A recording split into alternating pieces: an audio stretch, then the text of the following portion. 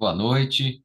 Nós vamos dar início a mais uma mesa de debate do Instituto de Estudos Fiscais, nesse ano especial de 2025, em que o IF completa 20 anos de fundação. Já tivemos, no mês de março, uma mesa dedicada aos temas tributários pendentes de julgamento na jurisprudência do STF, na pauta de julgamentos do Supremo Tribunal Federal. E agora, nesse mês de abril, vamos ter uma mesa de debates voltada para exatamente os temas tributários pendentes de julgamento agora no Superior Tribunal de Justiça. E teremos aqui três palestras. Eu queria desde logo agradecer aos três palestrantes que aceitaram o convite do IF para participar dessa mesa de debates. Em primeiro lugar, nós vamos ter a participação da advogada Manuela Brito Matos, que é mestra pelo programa de mestrado profissional em Direito Tributário da Fundação Getúlio Vargas, em São Paulo, e também tem pós-graduação em Direito Tributário pela PUC de São Paulo. Muito obrigado, Manuela, pela sua presença, pela sua participação aqui hoje.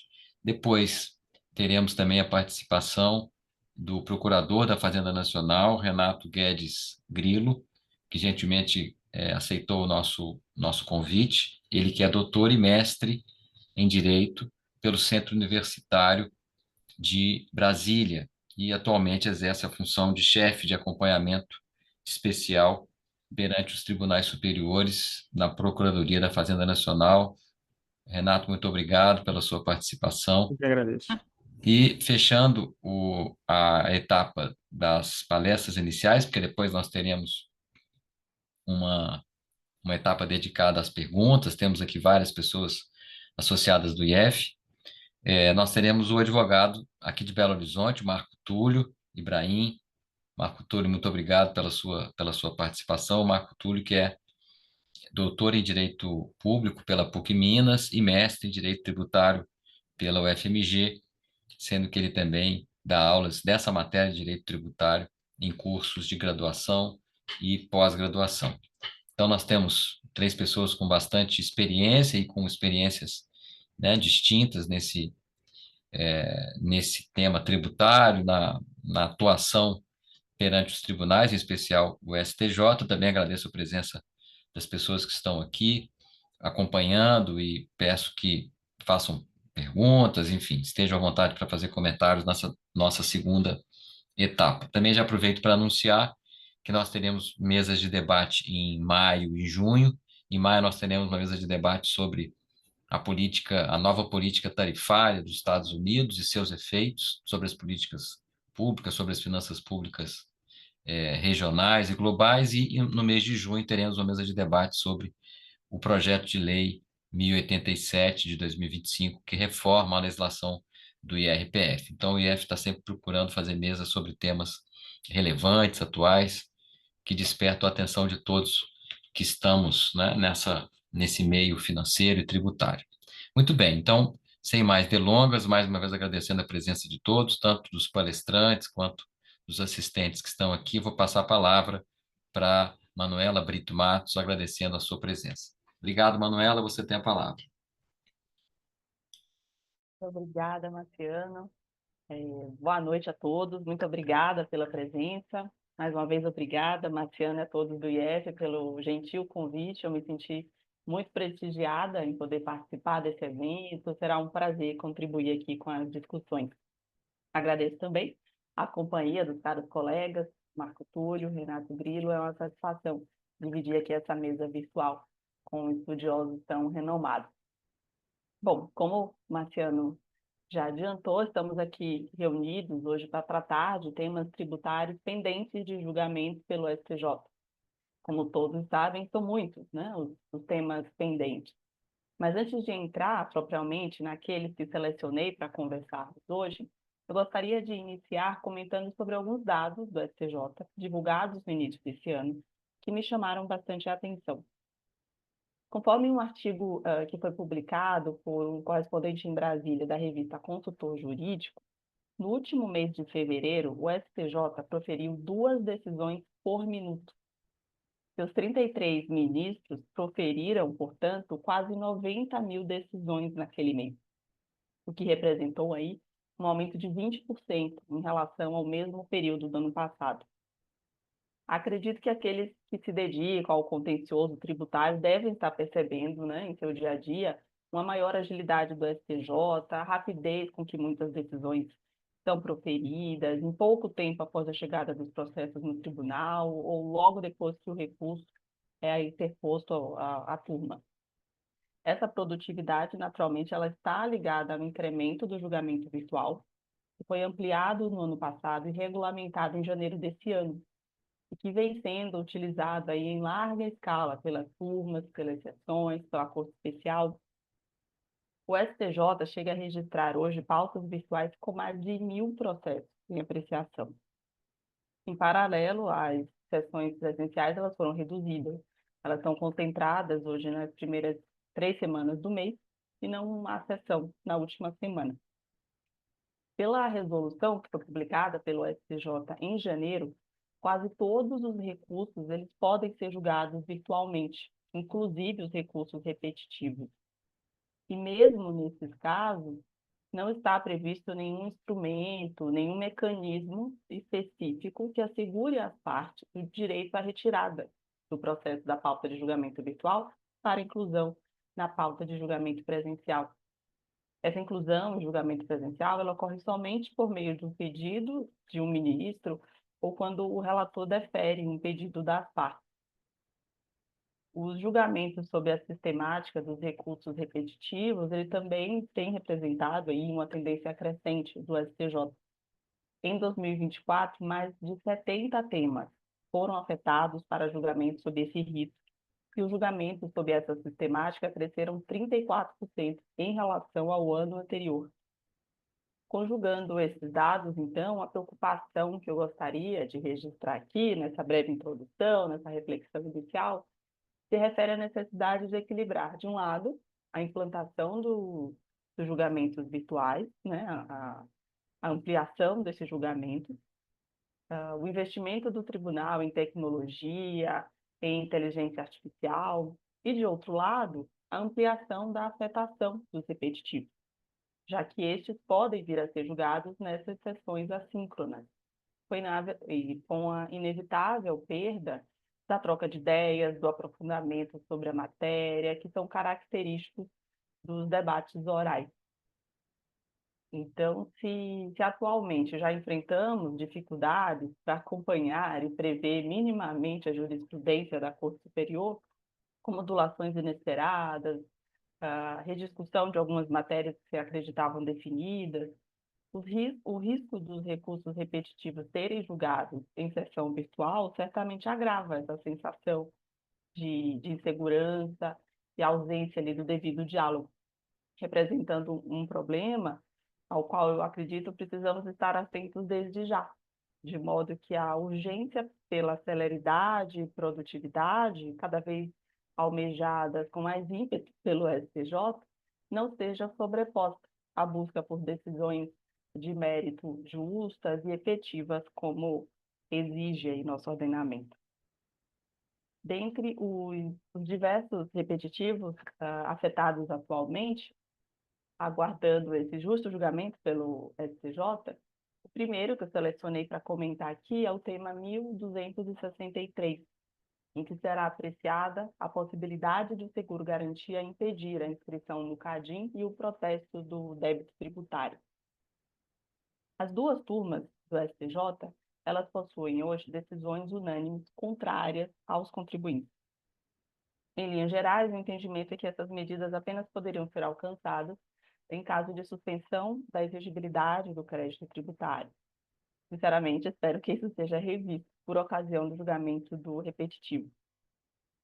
A inscrição no CADIM e o protesto da dívida tributária são medidas que causam prejuízo efetivo para as empresas, impedindo especialmente a celebração, a renovação de contratos e financiamentos, enquanto para a Fazenda representam apenas um meio indireto de cobrança, ou seja, não possuem uma utilidade efetiva além da coercitiva.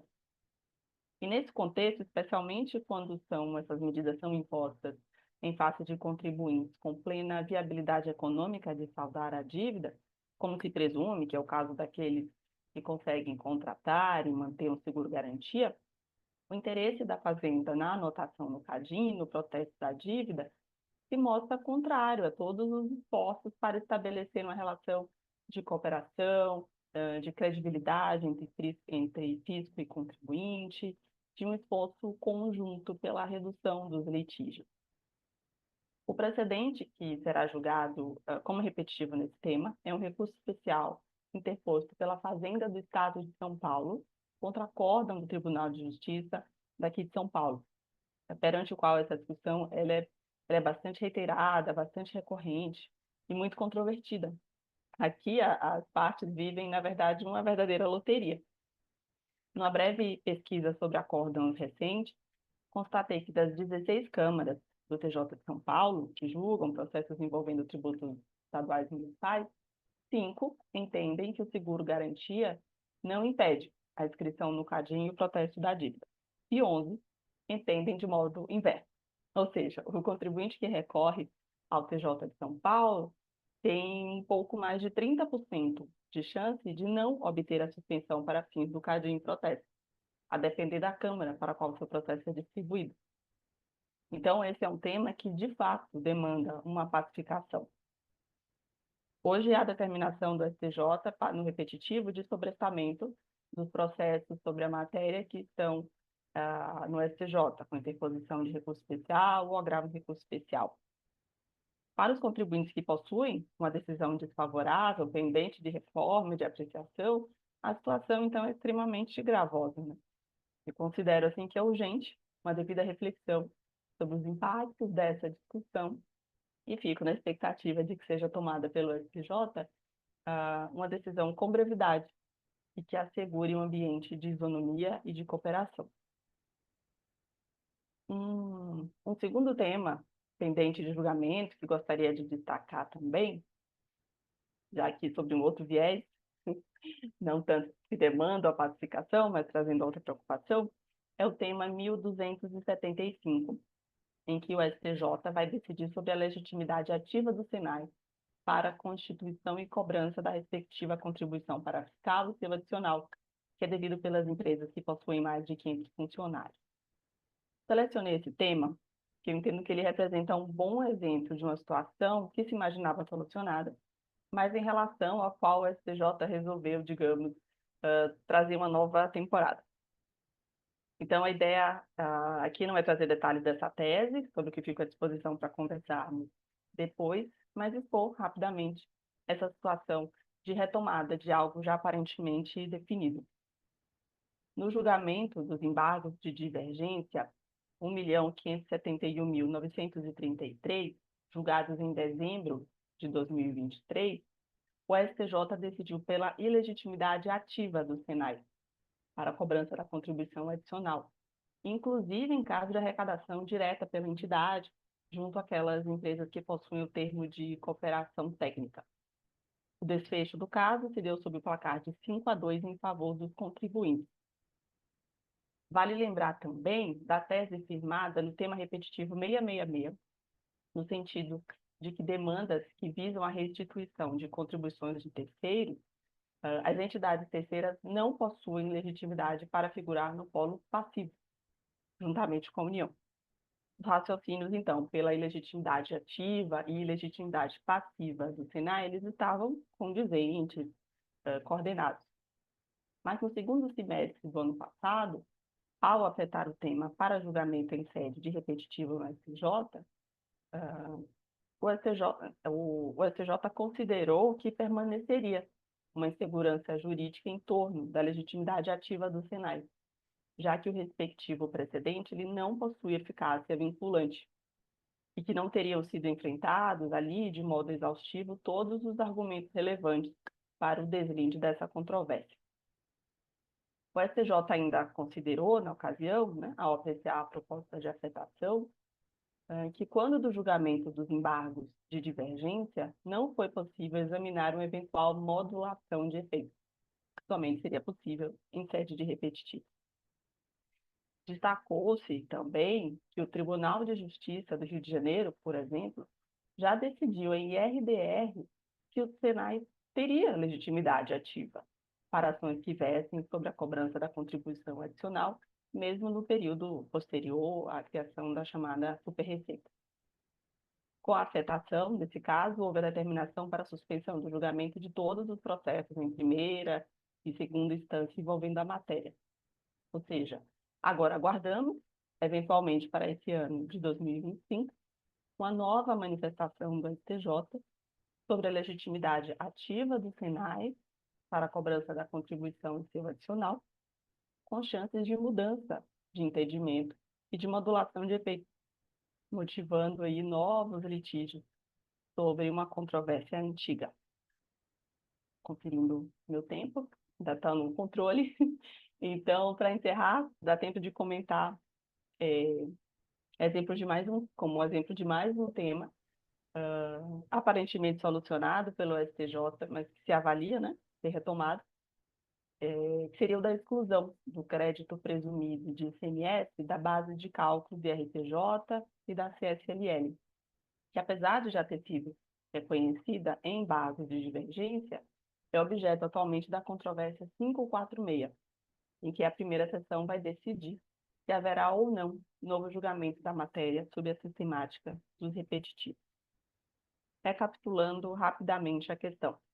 Em 2017, a primeira sessão julgou os embargos de divergência no recurso especial 1.517.492, em que entendeu, nos termos do voto da ministra Regina Helena, que a tributação pela União de valores correspondentes a crédito presumido de ICMS viola o Pacto Federativo. Em junho de 2023, a primeira sessão julgou o tema repetitivo 1182, quando firmou a tese de que, quanto aos demais benefícios fiscais do ICMS, não seria possível a exclusão da base de cálculo de RPJ da CSLL, salvo quando atendidos os requisitos previstos na Lei Complementar 160 de 2017 e na Lei 12.973 de 2014. Não sendo aplicado, portanto, o entendimento firmado em embargo de divergência que ele excluiu o crédito presumido do ICMS da base dos citados tributos federais. Ou seja, no âmbito do tema 1182, já transitado em julgado, houve a expressa reafirmação do previamente decidido em relação ao crédito presumido do ICMS. Lembrando, inclusive, que a própria delimitação da tese desse repetitivo consistiu em analisar a possibilidade ou não de estender o entendimento firmado sobre os créditos presumidos às demais espécies de benefícios fiscais. Mas a Fazenda, cujos recursos especiais selecionados para a controvérsia sequer deveriam ter chegado ao STJ, argumenta que o acórdão dos embargos de divergência não teria força vinculante e que, na ocasião, não teria sido levada em consideração a Lei Complementar 160, que foi publicada após o julgamento. E que esta alteração tornaria a tributação dos créditos presumidos condicionados também ao cumprimento dos requisitos legais. Ocorre que no julgamento do tema 1182, como dito, foi reafirmado o entendimento pela possibilidade de exclusão dos créditos presumidos de ICMS, independentemente do cumprimento dos requisitos legais. E à luz da Lei Complementar 160, a conclusão que, portanto, integra a eficácia vinculante desse precedente, não se justificando, assim, o avançar dessa controvérsia 576.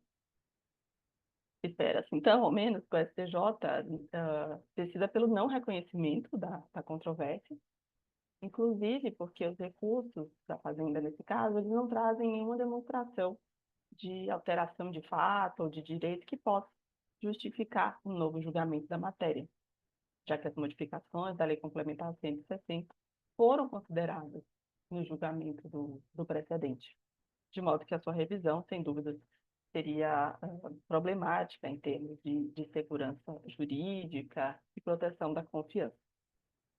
Que eram esses meus comentários iniciais, as problemáticas iniciais que eu gostaria de trazer aqui.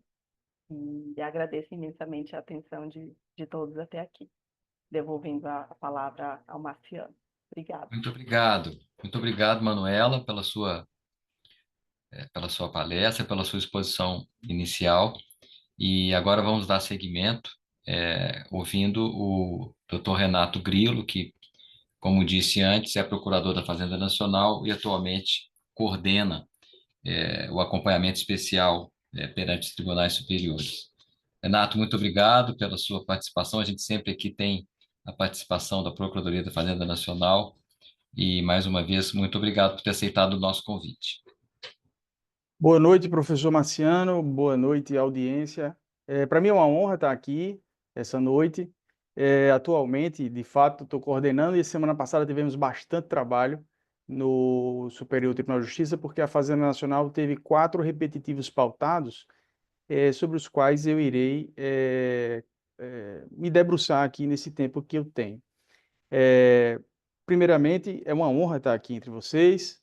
Eu sou suspeito de falar do Superior Tribunal de Justiça. A primeira vez que eu entrei no Superior Tribunal de Justiça foi para assistir uma sustentação oral. Eu tinha 2 meses que tinha tomado posse na PFN. Foi para assistir uma sustentação oral de um querido amigo. Em 2013, atuei por 4 anos no tribunal. O tribunal recebe e acolhe carinhosamente os advogados, sejam públicos ou privados. É um tribunal realmente que o advogado se sente muito bem recebido. Eu sou suspeito realmente de falar do STJ, porque é um tribunal que eu me sinto em casa. E por 4 anos fiz esse trabalho. Naquela ocasião, 2013, 2017, fui cedido da Procuradoria para assessorar o ministro. Passei 7 anos exercendo essa função lá no tribunal. E aí, o que era minha casa como profissional e advogado se tornou a casa dos meus filhos. Meus filhos nasceram e frequentaram o berçário do STJ. Eles praticamente cresceram entre os jardins do STJ, e isso é uma memória afetiva que eu tenho com muito carinho daquele tribunal. E agora, depois da sessão, eu voltei para a Procuradoria e voltei para fazer o trabalho que eu fazia no passado. O tribunal é um tribunal que, assim como os meus filhos nasceram lá e hoje não são já os mesmos, já são crescidinhos, cada dia são diferentes, o tribunal também é um tribunal bem diferente daquele com o qual ao qual eu fui apresentado por este querido amigo em 2013. É um tribunal que, como muito bem a doutora Manuela falou, tem perspectivas alvissareiras em relação a uma pauta de julgamentos assíncronos, né, que se chama. Embora em conversas com ministros a gente tenha informação que é preciso ter calma, é preciso ter paciência, que isso ainda não será feito de modo assodado.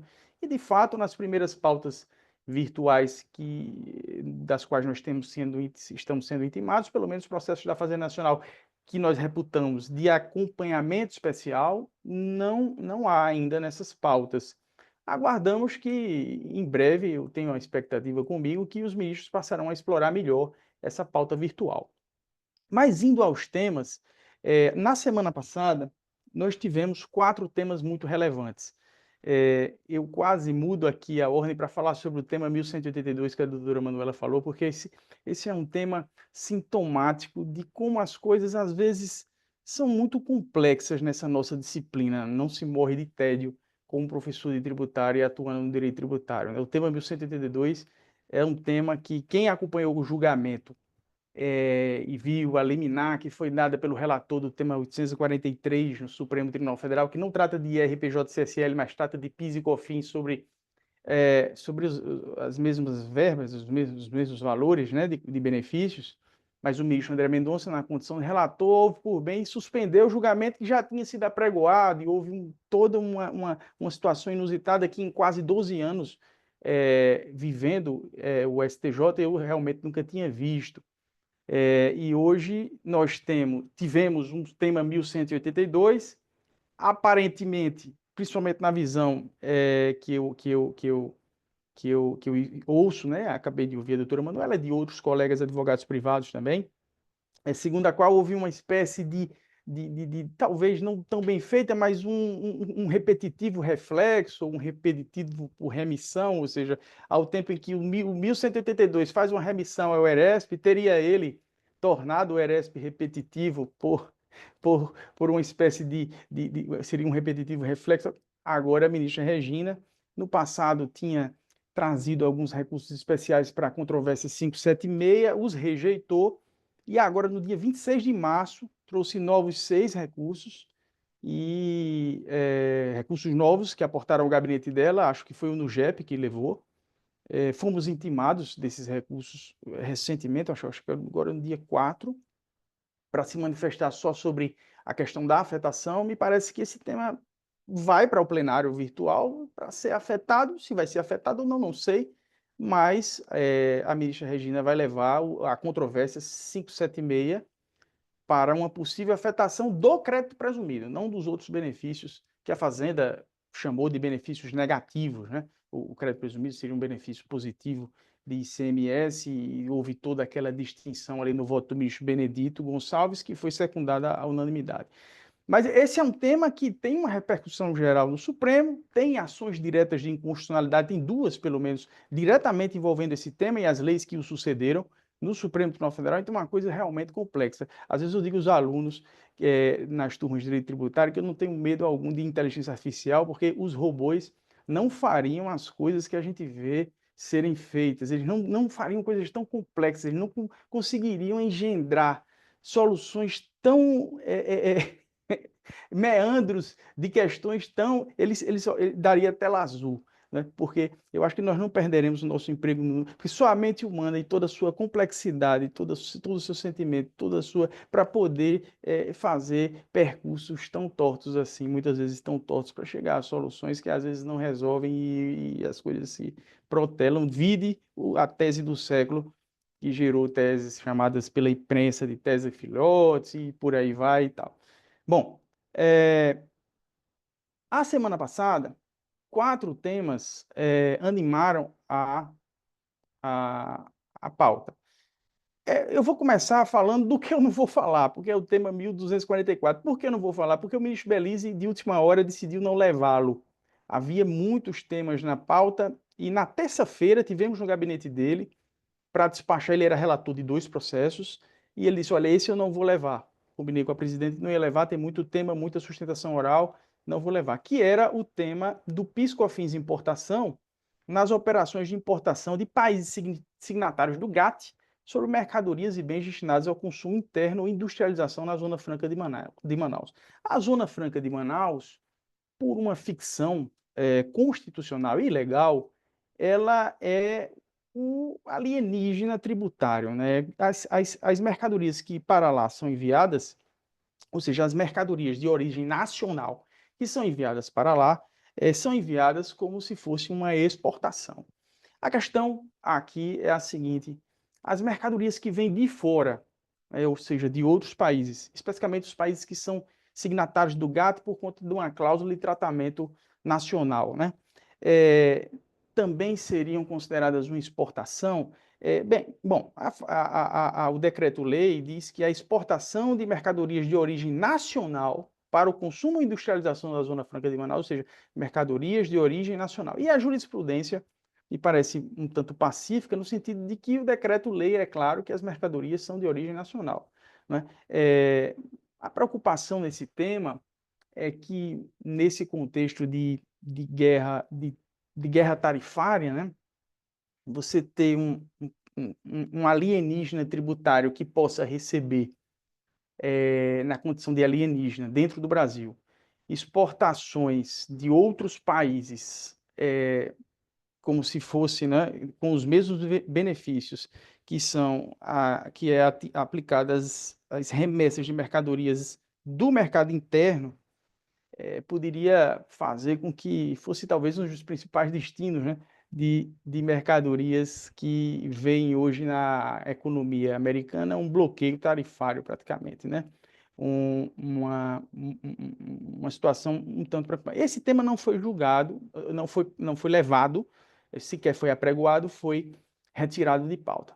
Mas outros 3 temas foram levados, os julgamentos foram iniciados, 3 desses, um teve o julgamento concluído. Eu vou começar por ele, porque esse teve começo, meio e fim. Esse tema é um tema muito interessante, porque trata do IPI e os produtos não tributados. O IPI, todos nós sabemos, é um tributo sujeito obrigatoriamente ao princípio constitucional da não cumulatividade. O Supremo Tribunal Federal, numa repercussão geral número 49, salvo o melhor juízo, ele compreendeu que os produtos isentos e sujeitos à alíquota zero só implicariam em creditamento do IPI depois da lei federal que assim os assegurou. Ou seja, o Supremo disse, na repercussão geral, que o creditamento nas saídas isentas ou sujeitas à alíquota zero não decorria da ótica, da lógica da não cumulatividade, mas decorriam de um favor legal instituído por lei, que é a Lei 9.779. O problema é que os contribuintes levaram ao STJ a situação dos produtos não tributados. Uma das empresas que eram parte desse repetitivo era a Cosan. De modo prático, a Cosan fabrica... todo mundo aqui que tem carro e já foi trocar o óleo do carro, né? Já vão lhe oferecer lá um óleo sintético e um óleo mineral. Um óleo de origem... um óleo que é derivado do petróleo e outros tipos de óleo ou lubrificantes que não são. A Cosan fabrica os dois. Os derivados de petróleo, por disposição expressa na Constituição, naquela tecnia já reconhecida pelo Supremo da não incide, que nós sabemos que, na verdade, quando diz não incide ou é isento, a Constituição, na verdade, ela está instituindo uma imunidade, né? Imunidade que tem sede na Constituição. Os derivados de petróleo, ela compra os insumos para fabricar ambos os lubrificantes, os derivados de petróleo chegam ao final da cadeia e dão saída na industrialização sem a incidência por serem imunes, né? Por ter bloqueado a competência tributária. Já os de origem vegetal têm incidência do IPI e, portanto, ela pode ser creditada os respectivos insumos que incidiram na sua industrialização. O que é que ela queria fazer? Ela queria pegar e aproveitar os mesmos insumos nos produtos imunes ao argumento de que a lei 9779, ao se referir à isenção e alíquota zero, na verdade o fez de modo exemplificativo. Ou seja, mencionou a alíquota zero e isenção a título exemplificativo, mas querendo abranger na intenção da lei, do legislador, todos os casos em que o tributo, de um modo ou de outro, qual fosse a técnica, não incidisse, né? E o Superior Tribunal de Justiça acolheu essa tese, admitiu que os produtos não tributados que sejam classificados no regulamento do IPI como não tributados tenham a possibilidade do creditamento presumido do creditamento do IPI. Esse é um tema que eu confesso que, enfim, foi julgado, está sedimentado, será cumprido, mas me parece que isenção e alíquota zero, como diria o professor Paulo de Barros Carvalho, são dispensa legal de tributos devidos, né? Porque se analisarmos a bela equação tributária técnica, a instituição de isenção apaga o flash de luz da norma hipotética, né? Por outra norma. A imunidade é uma norma de incompetência tributária também, no dizer do nobre professor Paulo Barros Carvalho. Então, na medida em que se considera exemplificativo de imunidade os termos alíquota zero e isenção, aliás, a alíquota zero também chamada pela doutrina de isenção matemática, né? Porque ocorre toda a equação tributária ao final, simplesmente a alíquota é zero, então zero vezes o infinito é zero.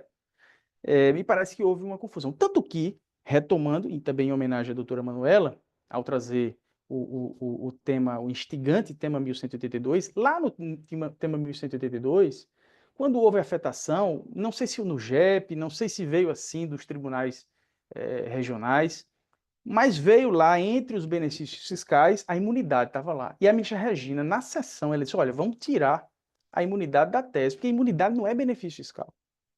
A imunidade não está elencada entre os benefícios fiscais. A imunidade é um valor constitucional, representa um apreço constitucional, representa uma qualificação, uma bênção constitucional a determinadas medidas até indutivas que a Constituição entendeu por bem fazer, como a liberdade religiosa, como o assistencialismo, como a imunidade dos partidos políticos.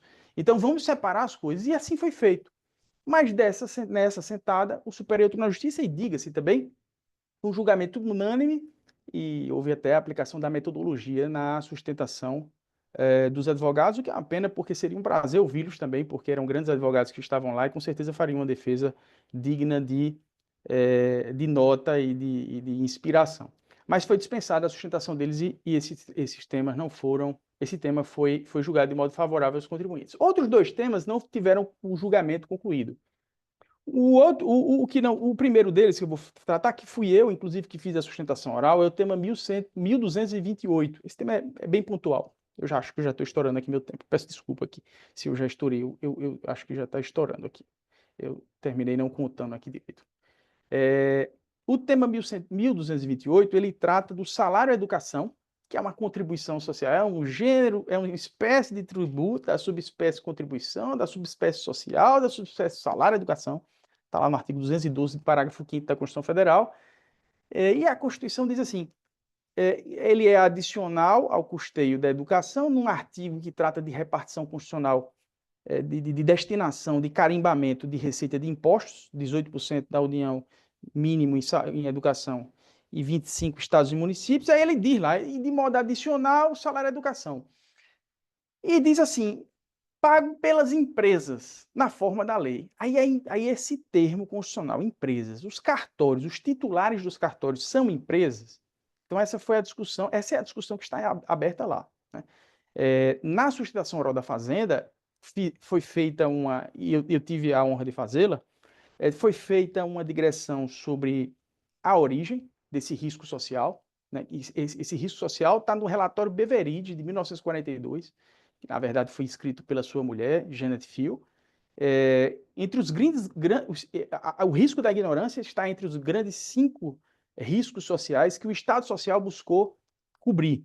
E as contribuições erigem no sistema tributário nacional para fazer frente a esses gastos, e o salário da educação seria para cobrir o risco social da ignorância, segundo lá no relatório Beveridge estava lá. Risco social da ignorância.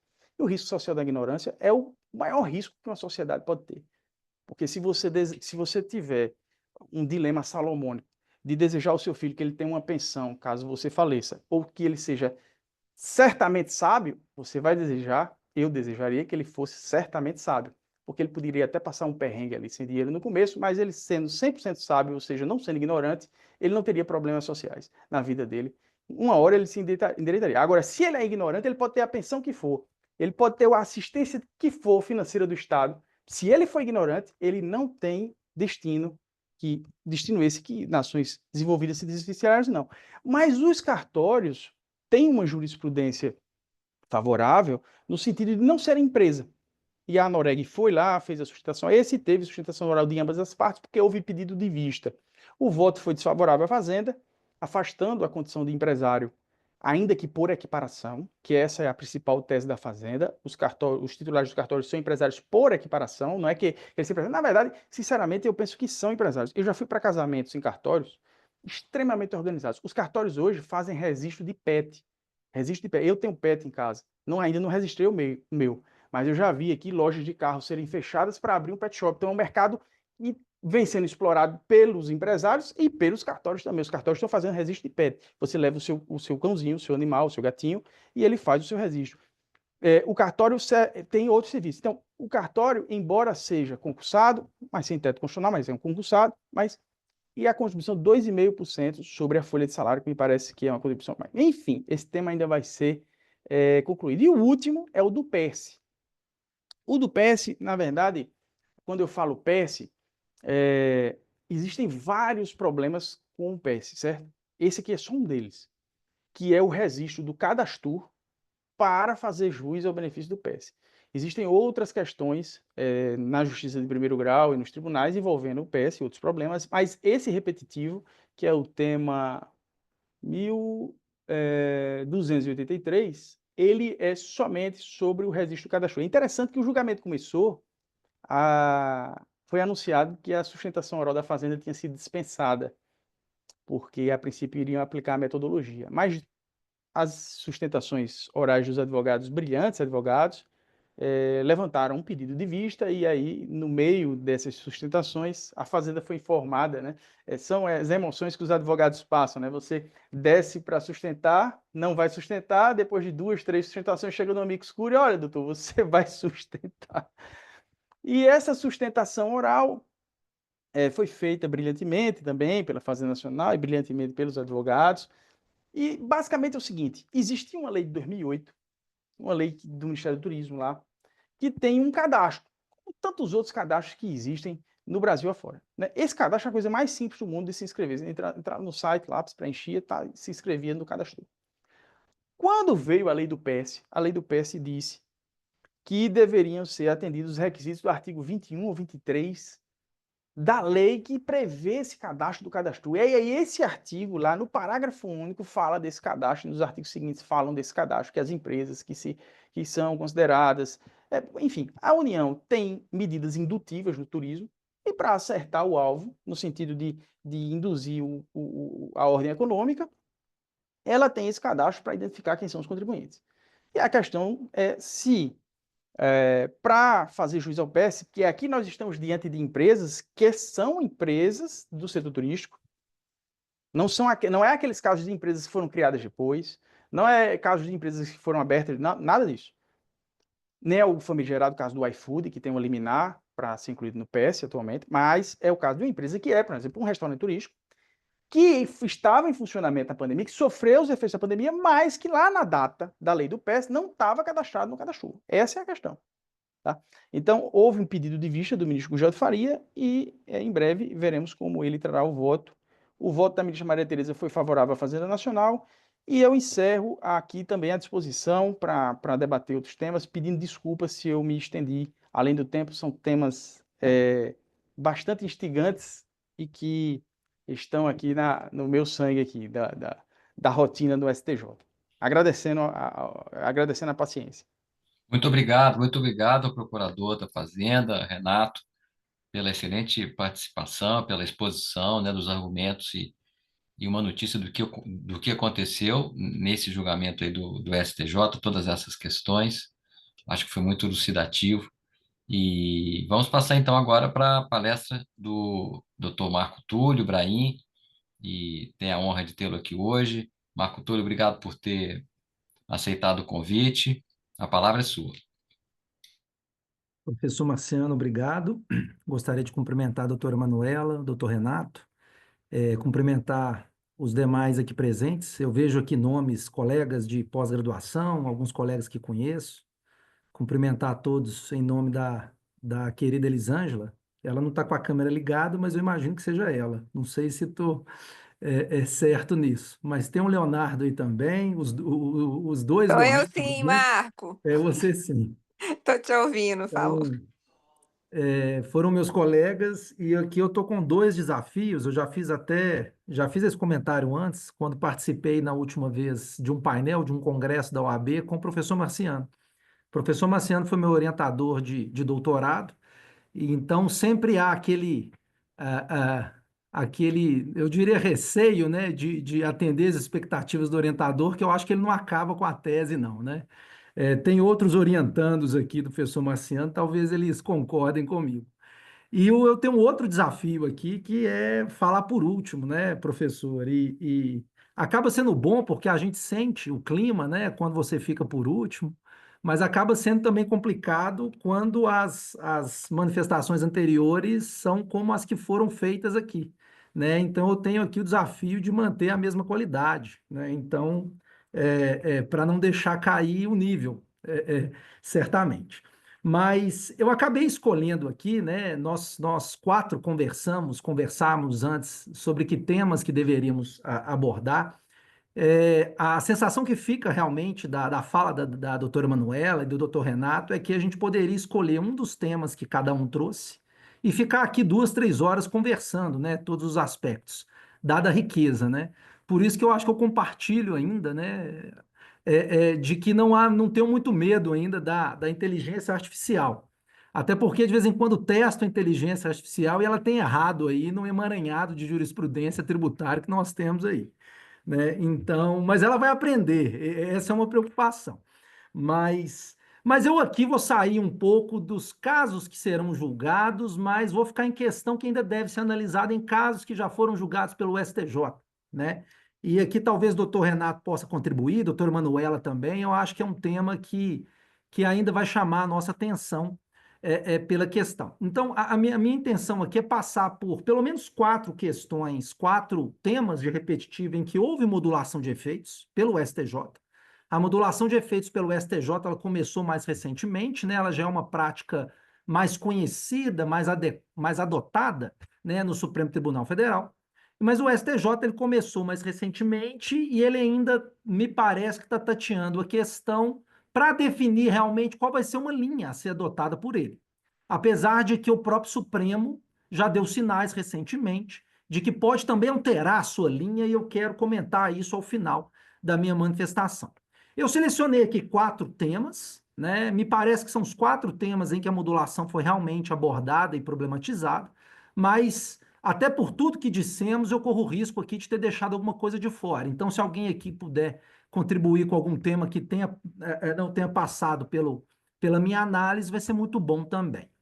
A primeira vez que é dita aí pelos estudiosos, pelos advogados, por aqueles que acompanham, né, a jurisprudência do STJ, o STJ tocou na modulação quando ele julgou o caso do ICMS-ST na base do PIS/COFINS, devido pelo substituído, né? ICMS substituição tributária recolhido normalmente por um fabricante, um industrial, um importador, recolhido antecipadamente em nome de um atacadista, de um distribuidor, né? Esse ICMS ele poderia ser retirado da base de cálculo do PIS e COFINS devido por esse distribuidor, por esse atacadista, pelo substituído, né? O que o STJ acabou dizendo quando julgou esse repetitivo, que é o tema 1125, foi que sim, ele deveria ser retirado, pois não faria sentido entender de forma diferente do que o Supremo já havia atendido há alguns anos no tema de repercussão geral 69, né? E o STJ ele deixou claro que ele estava a excluir o ICMS-ST da base de cálculo do PIS, da COFINS do substituído, pois não poderiam entender de forma diferente, né? Os fundamentos seriam os mesmos que foram seguidos pelo Supremo Tribunal Federal no tema 69, mas no STJ, até o momento do julgamento repetitivo, eu tinha uma jurisprudência conflitante. A primeira turma se manifestava pela natureza constitucional da questão e não se manifestava no mérito. E a segunda turma dizia que, na verdade, não haveria exclusão, né? A segunda turma se manifestava no mérito e contrariamente ao que já havia sido decidido pelo Supremo, muito em vista de tentar diferenciar os regimes, mas muito ainda afetada pela jurisprudência anterior do TFR e depois do próprio STJ, no sentido de que o ICMS tinha que estar na base sim, né? Então o STJ, nessa sentada, julgando o tema 1125, entendeu por modular os efeitos, justamente porque ele estava se curvando ao entendimento do Supremo, tema 69, mas a sua jurisprudência era vacilante. Então, era, de rigor, modular os efeitos por conta dessa alteração de jurisprudência. Esse julgamento aconteceu em fevereiro de 2024, mas não houve clareza sobre o marco de modulação. Foram opostos, então, embargos de declaração, e o STJ, então, esclareceu qual seria o marco para a modulação, que, por razões de coerência, seria o mesmo marco adotado pelo Supremo Tribunal Federal, que foi a publicação da ata do julgamento de mérito do tema 69, 17 de março de 2017. Esse julgamento foi bem recebido pela comunidade jurídica, de certa forma, porque reconhecia que, desde 2017, os substituídos, nos regimes de substituição do ICMS, tinham direito de retirar o ICMS da sua base, né? Se o efeito era de 17 em diante, os contribuintes estavam ali sem essa eles estavam com essa possibilidade de retirar, né, o ICMS-ST da base de cálculo do PIS/COFINS que estava a seu cargo. Por outro lado, né, contribuintes, eu tenho clientes nessa situação, que ingressaram com ações depois de 2019, estão numa situação não tão confortável, justamente porque eles intentavam recuperar os últimos 5 anos, por exemplo, de 2014 em diante. E quando eles ingressaram com a ação, não havia realmente uma pacificação jurisprudencial. O Supremo, eu não mencionei, havia dito já que não analisaria a questão, né? Porque o Supremo, para o ICMS-ST, ele disse que não havia questão constitucional, não havia repercussão geral, e o STJ era vacilante na questão. Então, essa foi a primeira manifestação do STJ de modular os efeitos de uma decisão sua de uma maneira um pouco diferente, né? Adotando como marco uma data bastante anterior ao julgamento, que aconteceu em 24, mas para se alinhar a um julgamento do Supremo. E gerou esses efeitos contraditórios para contribuintes em situações às vezes semelhantes, né? Aquele contribuinte que não ingressou com ação, não tão semelhantes, quero dizer, né? Aquele contribuinte que não ingressou com ação acabou sendo favorecido de 2017 em diante. Aquele contribuinte que foi mais diligente, ingressou com uma ação em 18, 19, ele foi colocado na mesma situação de um contribuinte que não ingressou com a ação, sendo que o STJ só se manifestou sobre o ponto em 2024, né? Então, o STJ começa modulando seus efeitos num caso que gera aí alguns debates, e não de uma maneira linear, uma maneira tranquila. E o STJ segue por esse caminho tortuoso, por assim dizer.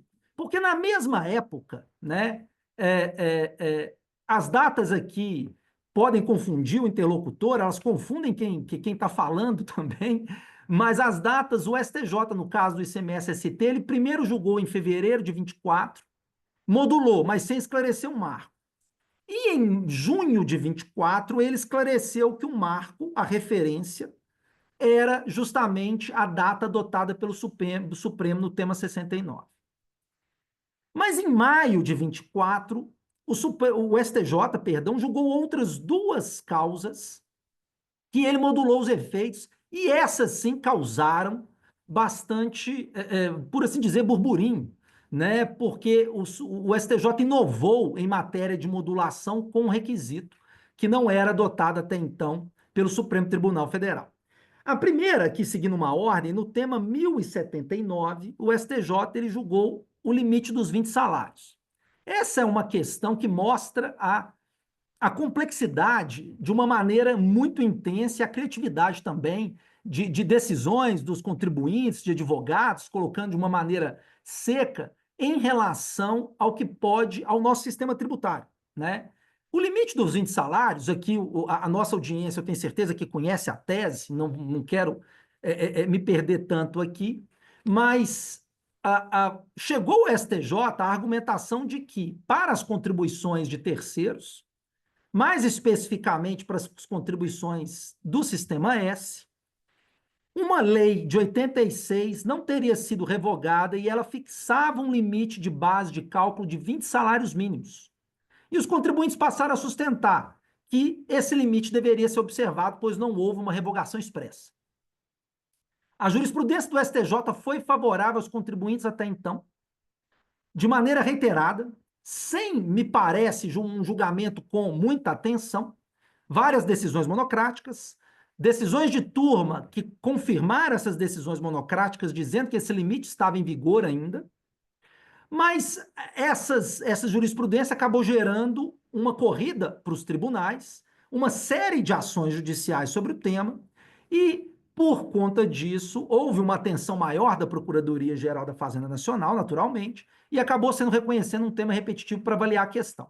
O que o STJ decidiu, na verdade, julgando a questão nesse caso, foi que, na verdade, esse limite de 20 salários mínimos, ele não se aplicava mais, ele havia sido, sim, revogado pela superveniência de um regime de tributação posterior, né, que adveio com a Constituição, que veio, né, melhor dizendo, com a Constituição de 88. Então, nós sabemos aqui que o STJ ele entendeu, nesse julgamento que aconteceu em 2024, que esse suposto limite das contribuições previdenciárias devidas ao Sistema S, né, as contribuições de terceiros, essas do Sistema S. Esse limite de 20 salários, ele já havia sido revogado, ele não se aplicava. Mas o STJ, e esse acórdão, ele foi relatado pela ministra Regina Helena Costa, que é tributarista, como nós sabemos aqui. Esse acórdão trouxe a modulação dos efeitos justamente porque a ministra reconheceu e foi acompanhada pela maioria de seus pares que havia uma jurisprudência que ela entendeu dominante para aplicar o regime do artigo 926 do CPC. Ela entendeu que era dominante no sentido de que o limite estava sim em vigor, ou seja, ela estava entendendo naquele julgamento do repetitivo do tema 1079 que o limite de 20 salários havia sido revogado, mas ela reconhecia que até aquele momento o limite tinha sido entendido como em vigor pelo próprio STJ em pelo menos 20 decisões monocráticas e algumas decisões de turno. Então ela propunha a modulação dos efeitos da decisão justamente por razões de segurança jurídica. Havendo uma alteração da jurisprudência do STJ, era desejável, à vista desses primados de previsibilidade e estabilidade das relações normativas, das relações jurídicas, de que houvesse a modulação dos efeitos. Mas ela traz uma modulação que gerou debate. Porque, segundo a ministra, os efeitos da sua decisão, eles seriam ressalvados, né? Os efeitos da sua decisão seriam ressalvados, ela modulava em relação àqueles contribuintes que ingressaram com ações judiciais, que entraram com processos administrativos, antes do início do julgamento do repetitivo, e que obtiveram decisões favoráveis. Então, a condicionante da obtenção de decisão favorável foi o que causou surpresa. Ou seja, quem estava protegido pela modulação? Foi aquele que foi diligente e ingressou com uma ação antes do julgamento do repetitivo? Sim, mas não bastou ingressar só com a ação. Esse contribuinte deveria ter conseguido uma decisão favorável sobre a tese, aplicando o limite em seu caso. Então, houve duas novidades aqui. A primeira novidade, de estabelecer a condicionante de obter uma decisão favorável, ou seja, para a modulação não bastou ingressar com uma ação ou entrar ou propor um procedimento administrativo. Era necessária uma decisão favorável. E o marco fixado nesse caso foi o início do julgamento do STJ, do repetitivo, e não a publicação da ata de julgamentos, como acontecia e sempre aconteceu no Supremo Tribunal Federal. E foi o que foi adotado indiretamente pelo próprio STJ, no caso do ICMS-ST, ao puxar a modulação do tema 69. Esse caso dos 20 salários ele ainda está em aberto justamente por essa questão, né? Houve embargos de declaração, eles foram afastados, eles foram rejeitados, melhor dizendo, os embargos de ambas as partes. E agora a Fazenda Nacional, ela insiste em embargos de divergência, justamente para discutir e tentar demonstrar que não havia jurisprudência dominante a justificar a modulação de efeitos. Ou seja, o que a PGFN quer é que o STJ volte atrás e não module efeito algum, pois não haveria jurisprudência dominante a justificar que o STJ restringisse os efeitos de seu entendimento adotado em regime repetitivo. Já o contribuinte interpôs recurso extraordinário, que ainda vai ser examinado, os embargos de divergência deverão ser julgados primeiramente, e o contribuinte ele quer ampliar a modulação. Veja, o PGFN quer afastar a modulação, e o contribuinte quer ampliar a modulação, justamente com base em razões de isonomia, para dizer que não faz sentido prestigiar, proteger a confiança, para adotar uma linguagem própria aí do regime da segurança jurídica. Proteger a legítima expectativa, a confiança só daqueles contribuintes que obtiveram uma decisão judicial favorável. Então, o que o contribuinte quer, nesse caso dos 20 salários, é que a modulação seja para todos que ingressaram com ações e obtiveram ou não decisões favoráveis, o que, no entender do contribuinte, nesse caso, parece mais adequado. Quando a doutora Manuela falava sobre o caso do seguro-garantia sendo suficiente para afastar ou não o CADIM, falava da jurisprudência no TJ de São Paulo, eu pensava aqui nesse caso de como é difícil de assegurar. Ela falava, olha, há um percentual de chances, que eu não me lembro agora, de se conseguir uma decisão no Tribunal de Justiça de São Paulo, né? Acaba sendo uma loteria, o sorteio do processo, a distribuição, e se pensamos dessa maneira, né, aqueles que obtêm uma decisão favorável em direito tributário, tendo em vista o nosso regime de controle de constitucionalidade, controle de legalidade, que é difuso, acaba sendo muito no acaso, não que as decisões não sejam fundamentadas, que haja liberdade, mas o nosso próprio sistema permite que contribuintes em situações idênticas, que adotaram comportamentos idênticos de discutir determinadas questões do judiciário, tenham decisões diferentes até uma resolução por STJ ou STF. Então, realmente é complexo definir a modulação com base em quem conseguiu uma decisão favorável. É, no mínimo, complexo pensar dessa maneira. Seguindo, então eu tenho aqui em aberto, né, já foi uma questão julgada pelo STJ, mas o STJ volta nisso, em embargos de divergência, vamos ver como se posiciona. Me parece que as chances de uma alteração, pelo que já foi dito em embargos de declaração, não são tão altas, mas o Supremo poderá, talvez, examinar a questão em recurso extraordinário. Houve uma outra modulação no mesmo mês de maio de 2024, sobre a questão da TUST e da TUJ, né? Enunciar, doutor Renato, o tema da TUST e da TUJ já mostra a complexidade do sistema, né? O que é isso, né? A gente tem que aprender sobre o regime aí de distribuição, de transmissão de energia elétrica para entender esse caso tributário. Mas aqui eu imagino que todos conheçam o tema. Discutia-se TUSD e TUST, a tarifa pelo uso do sistema de distribuição de energia elétrica, a tarifa pelo uso do sistema de transmissão de energia elétrica, estão ou não na base de cálculo do ICMS? O STJ tinha jurisprudência reiterada por suas duas turmas que não estavam. São serviços, são relações jurídicas distintas da aquisição de energia e, portanto, não deveriam compor o valor da operação, que é base do ICMS, né? A jurisprudência foi dessa maneira. Houve o reconhecimento, houve a afetação do tema ao regime dos recursos repetitivos, e o recurso, quando foi julgado em 2024, se entendeu que, na verdade, não se poderia destacar a TUST e a TUSD da operação de aquisição de energia elétrica e elas deveriam, sim, compor a base de cálculo do ICMS. Não vou entrar na questão, que a gente poderia também ficar bastante tempo discutindo a tese tributária em si, mas o que o STJ entendeu é que está na base, sim. E o que o STJ disse foi o seguinte: bom, eu tinha aqui uma jurisprudência favorável, então é um caso de modular também. Mas a jurisprudência do STJ, ela começou a se alterar lá em 2017 de novo aqui, com um acórdão da primeira turma em que se entendeu que a TUST e a TUSD deveriam sim estar na base. Então, como a jurisprudência começou a se alterar com aquele acórdão da primeira turma, eu vou definir, eu, STJ, a modulação a partir dali. Ou seja, quem ingressou com ações judiciais até aquele momento estaria protegido do entendimento pela ilegalidade da inclusão das taxas na base. Quem ingressou com a ação depois de 2017 já estava sujeito a uma jurisprudência conflitante e, portanto, não terá direito e não teria direito.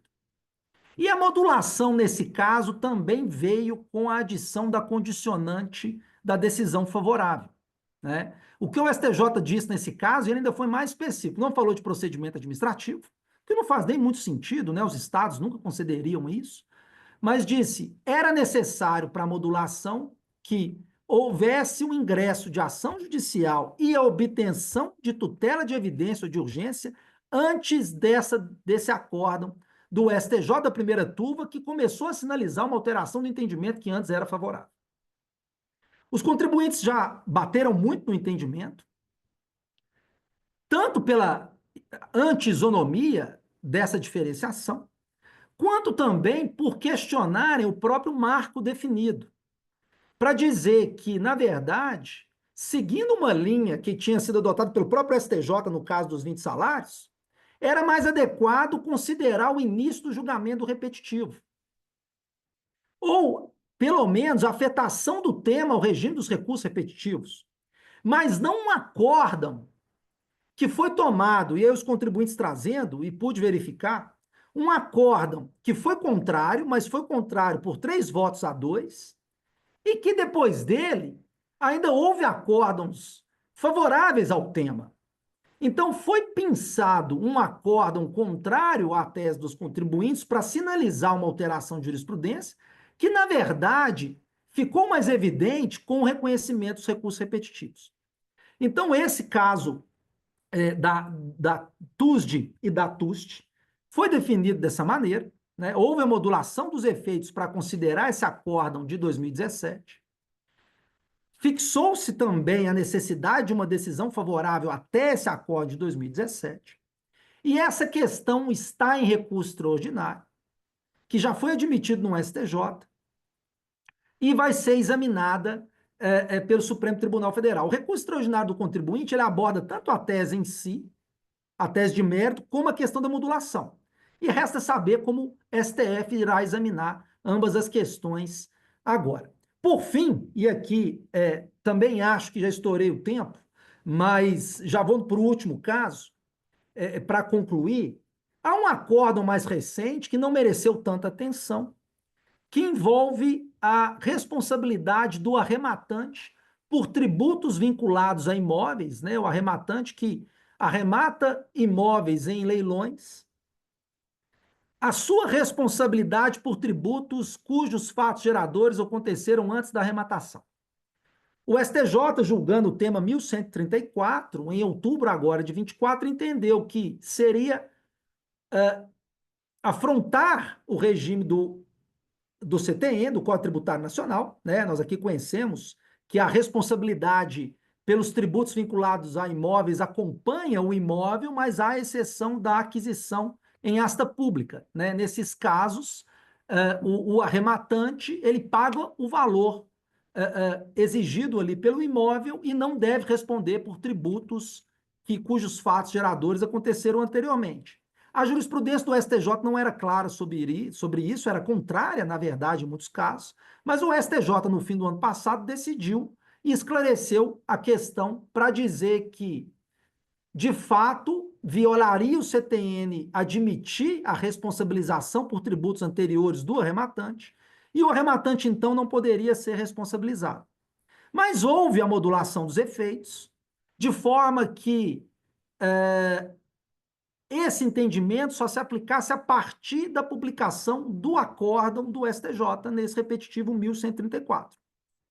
Excepcionados aqueles que ingressaram com ações judiciais ou procedimentos administrativos para discutir a incidência desses tributos. Aqui eu tive uma modulação muito mais próxima do que acontece no Supremo Tribunal Federal,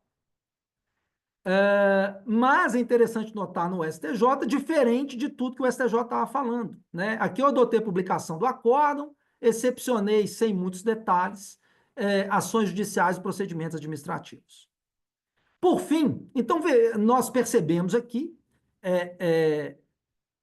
não há muita clareza sobre os critérios que o STJ adota e vai adotar.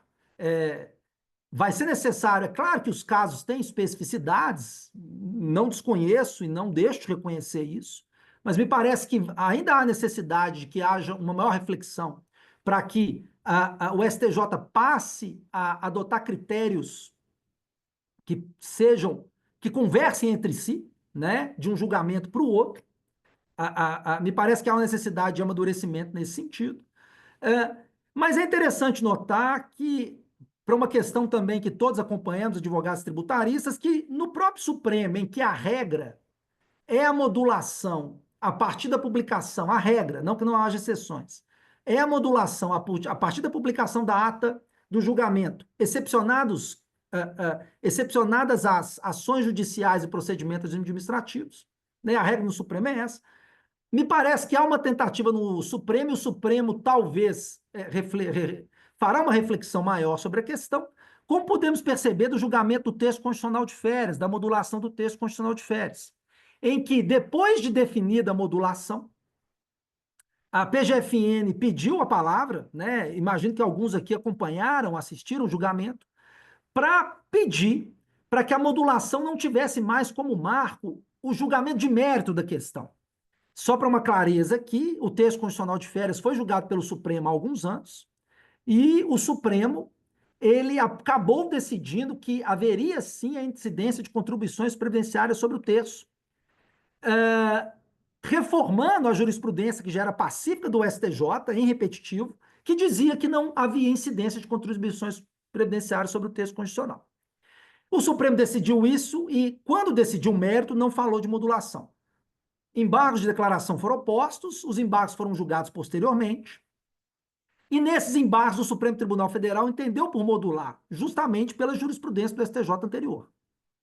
E fixou como marco justamente a data, o julgamento de mérito realizado por ele próprio, Supremo Tribunal Federal. O que a PGFN já pediu em tribuna e o presidente do STF, à época ainda, o ministro Luiz Roberto Barroso, se mostrou aberto à reflexão, foi que, na verdade, a referência para as modulações não fosse mais a publicação da ata de julgamento, mas, por exemplo, e pelo menos, o reconhecimento da repercussão geral.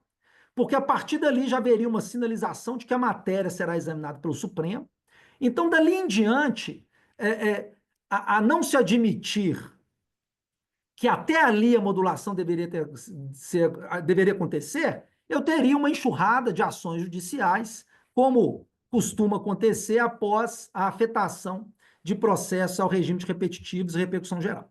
Bom, eram essas considerações. Eu acho que a gente ainda... É um tema que nos interessa a todos, naturalmente, justamente porque a gente pode ganhar e não levar, ou pode perder e ganhar alguma coisa, a depender de como a modulação vai. Então, temos que acompanhar, porque essa é uma questão, doutor Renato, que se perguntarmos para a inteligência artificial, duvido que ela vai responder de uma maneira clara. Eu mesmo não sei até que ponto fui claro aqui, né? Mas a culpa não é tanto minha, a culpa é da matéria também. E eu agradeço a atenção de todos, me coloco à disposição aqui para perguntas e para o debate. Muito obrigado, Marco Túlio. Foi brilhante a sua participação. Realmente é um tema complexo. Acho que você conseguiu fazer uma relembrança aí de coisas que aconteceram a partir de 2017 no Supremo, no STJ, envolvendo esse tema árduo realmente dos marcos temporais para se fazer isso que antes imaginávamos que fosse exceção, agora é a regra, que é a modulação de efeitos. Muito bem, então agora eu vou abrir para as perguntas, para os comentários. Acho que foram 3 exposições muito interessantes e muito provocadoras. Estou muito satisfeito com o resultado dessa mesa de debate, que está sendo gravada.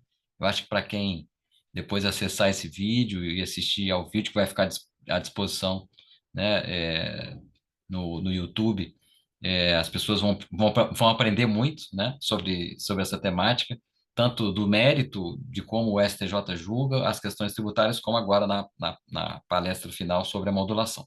Então, coloco aberto agora a palavra para as pessoas que estão aqui nos acompanhando poderem fazer perguntas.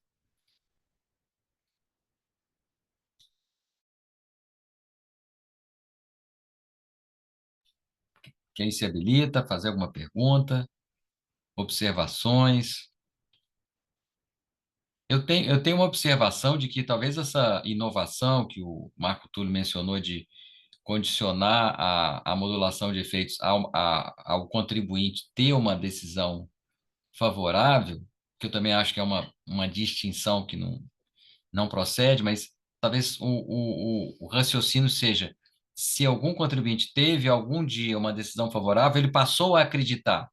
Então, se ele passou a acreditar, ele teve confiança, mas se o contribuinte fez uma ação judicial e não conseguiu em primeira instância ou não conseguiu, então ele não teria direito de ter confiança, né? Ou seja, é uma visão, me parece um pouco tosca do termo confiança, né? Porque não é porque o contribuinte não teve uma decisão liminar ou primeira instância que ele não tenha direito a ter confiança naquela decisão, porque a jurisprudência, digamos assim, superior era favorável a ele, né? Então, realmente, me parece que talvez o raciocínio seja esse, eu só consigo imaginar assim, eu só consigo ver um motivo nesse sentido. Não, mas você nunca teve motivo para acreditar nisso, porque você nunca teve decisão favorável.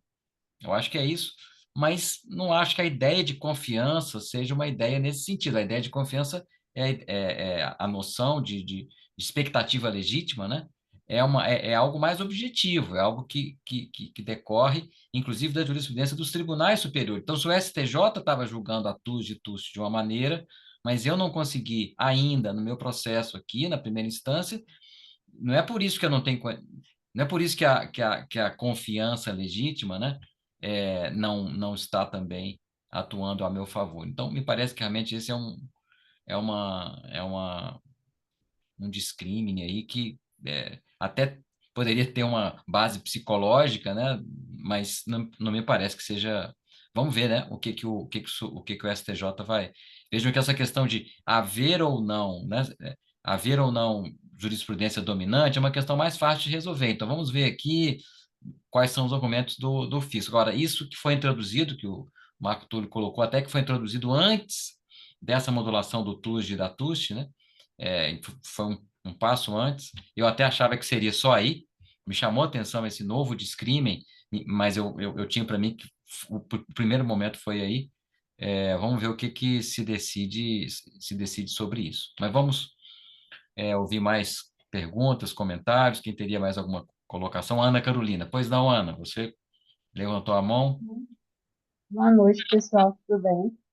Eu queria até fazer uma questão controversa de como que o STJ, modulando os efeitos para o contribuinte ter uma decisão favorável, é uma discrepância enorme, porque nesse caso dos 20 salários mínimos, houve a determinação de sobrestamento dos processos. Sim. Então, o contribuinte ajuizava, antes mesmo da liminar, não vou analisar liminar porque tem determinação de suspensão desses processos da matéria. Então, assim, ficava difícil até você conseguir uma decisão favorável, uma liminar favorável, e aí depois a modulação de efeitos tem essa condicionante. Aí, como que a gente trata isso? É bastante complicado essa condicionante. Isso acaba, professor, eu vou entrando um pouco aqui, até comentando um pouco o que você comentava, eu também imagino que o caminho tenha sido esse, né? De proteger a expectativa daquele que já tinha uma. A doutrina vai falar em base de confiança, né? Um ato estatal inequívoco que te permita acreditar que determinado entendimento vai ser adotado a você, ou que determinada linha de interpretação vai ser adotada em seu favor. Mas isso me gera um problema, porque se há modulação é porque eu estou tendo uma alteração de jurisprudência.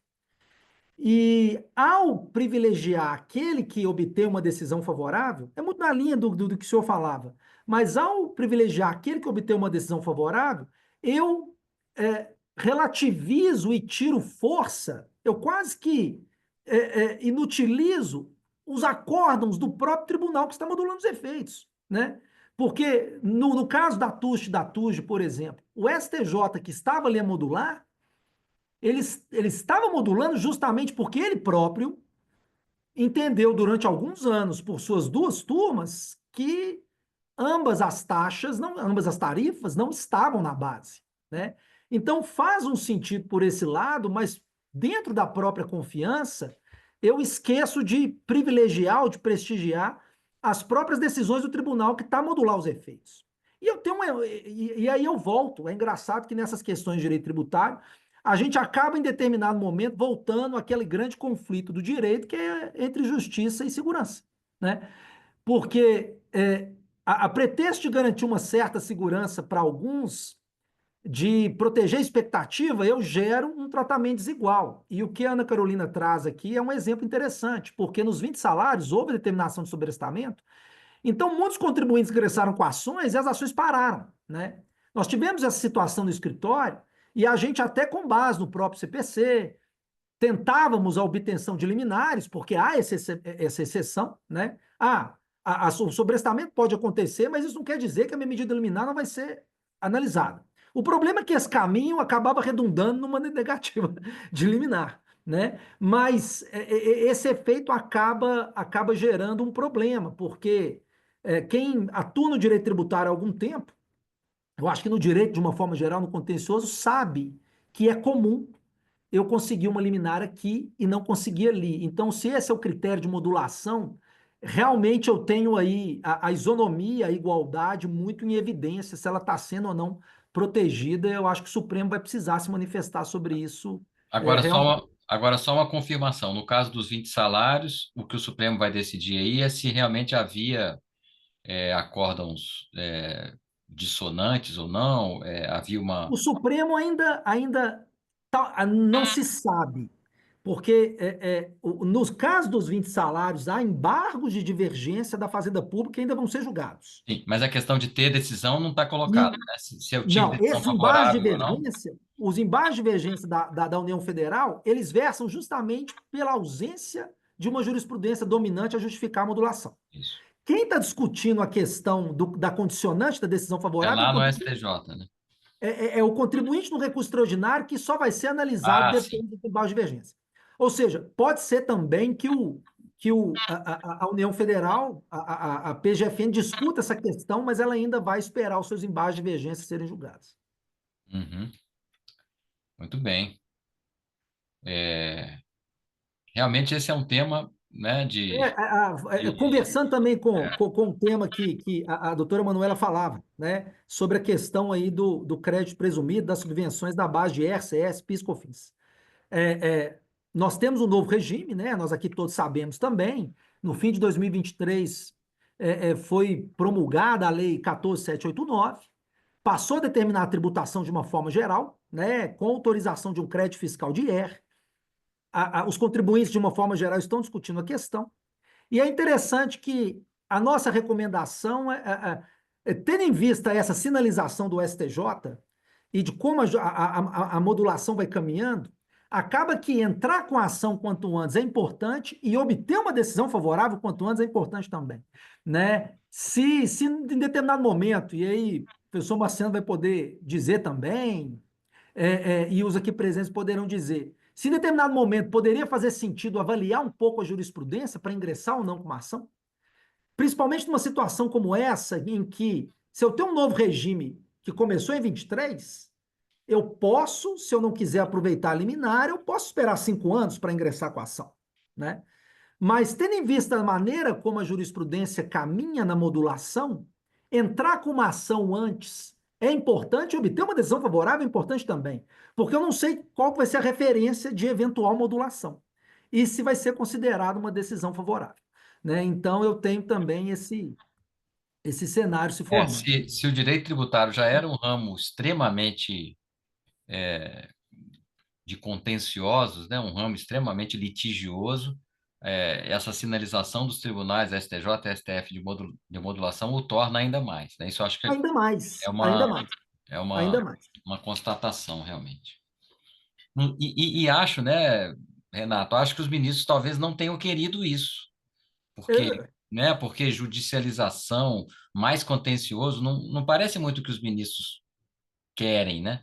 Então, talvez o tiro tenha saído pela culatra, porque realmente isso já tem muito tempo, né? Que isso está gerando mais contencioso, etc. Interessante esse movimento aí.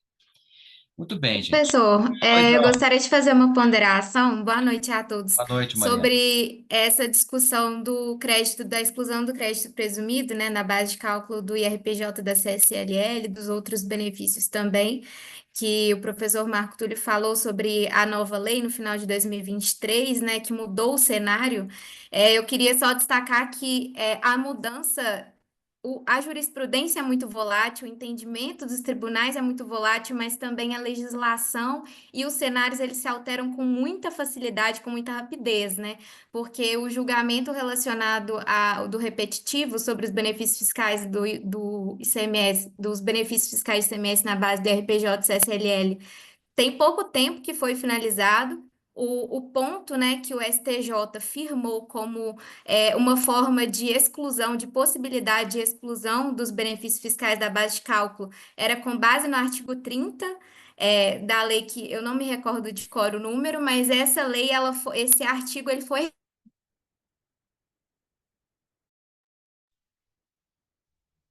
Tivemos conjuntura, digamos assim. Ai, desculpa, a minha internet não está muito boa, vocês estão me ouvindo? Houve uma quebra aqui exatamente quando você estava falando do artigo 30. Isso.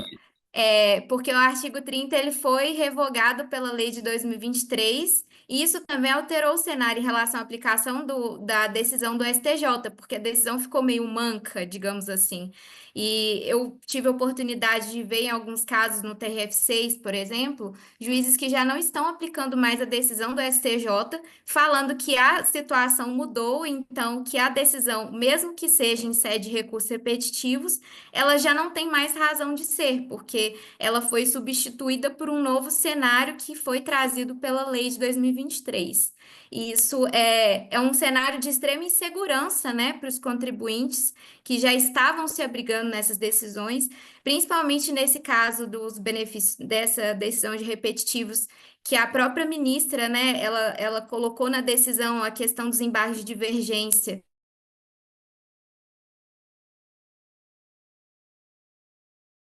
Firmar jurisprudência naquele caso, mas que isso provavelmente vai voltar a ser reanalisado, né? E eles devem rever essas balizas as balizas para exclusão, né, do crédito presumido. Era isso. Perfeito, Mariana. Apesar de ter havido alguns picos, Interferências, mas deu né? para entender bem. Deu para entender bem o que você falou, e de fato é mais uma causa aí que talvez dure tanto quanto essa do TUS de Tuxi, né? É, essa é uma que dá para apostar que vai durar aí bem uns 15 e 20 anos. E a hora que tiver o julgamento de mérito, aí vai começar uma novela para decidir os marcos da modulação, né? Muito boa a sua exemplificação aqui. Acho que a gente vê por essa mesa de debates a dificuldade realmente, por exemplo, Eu estava num evento há pouco tempo em que os advogados falavam da dificuldade de explicar tudo isso para um advogado de uma empresa multinacional, né, que queira entender, que chegue aqui para ver as provisões, para ver os prognósticos, aí você vai explicar para ele tudo isso. Realmente seria muito difícil, né? E tudo isso tem a ver, no fundo, com essa nossa característica de que as causas durem, em geral, isso é a regra, por 5, 10, 15 anos, né? Enquanto que no exterior a regra é que dure 6 meses, um ano. Então, em 6 meses, um ano, essa nossa polêmica aqui de crédito presumido, será que isso pode excluir da subvenção e dessa nova lei, isso numa normalidade de outros países já teria sido resolvida, né? Para o contribuinte ou contra ele, enfim. Mas nós estamos nessa. Bom, gente, eu acho que foi muito interessante. Não sei se mais alguém queria falar alguma coisa. A gente teve hoje um evento, acho que para quem vai acessar esse vídeo para poder assistir, vai aprender muito e não sei se vai ficar muito feliz, mas certamente vai ficar muito informado, né? E compreender o que nós estamos vivendo em relação à jurisprudência tributária no STJ, essa nova realidade do plenário virtual, que ainda não se sabe bem como é que vai ser, dos casos em concreto, foram colocados aqui pela doutora Manuela, pelo doutor Renato, e por final, essa pitada realmente de novos problemas e de aspectos problemáticos que o Marco Túlio trouxe. Então, muito obrigado. Em nome do IF, está aqui também um outro diretor do IF, que é o Leonardo. Eu agradeço, a Elisângela, não sei se ainda está aqui. Acho que foi muito bom o evento. Vou recomendar para qualquer pessoa que queira entender, né, essa polêmica de STJ, STF, matéria tributária e modulação. Vou recomendar esse vídeo. Ana Carolina, você tá. Achei que você fosse pedir a palavra, você está batendo palma, né? Então, muito bem. Muito obrigado. Obrigado, então, ao Renato, obrigado à Manuela, obrigado ao Marco Túlio. Espero poder contar com vocês aqui mais vezes em eventos como esse, tá bem? Uma boa noite a Eu, todos. eu Um agradeço, abraço. desejo uma excelente noite e um excelente, já bem próximo aí, um feriadão aí, Isso. de muito descanso e proveito para todos. Muito obrigado para você também, para Obrigada a todos aqui. todos. Obrigado, Manuela, Marco Túlio. Grande Um abraço a abraço para todos. todos, foi um prazer. Até logo.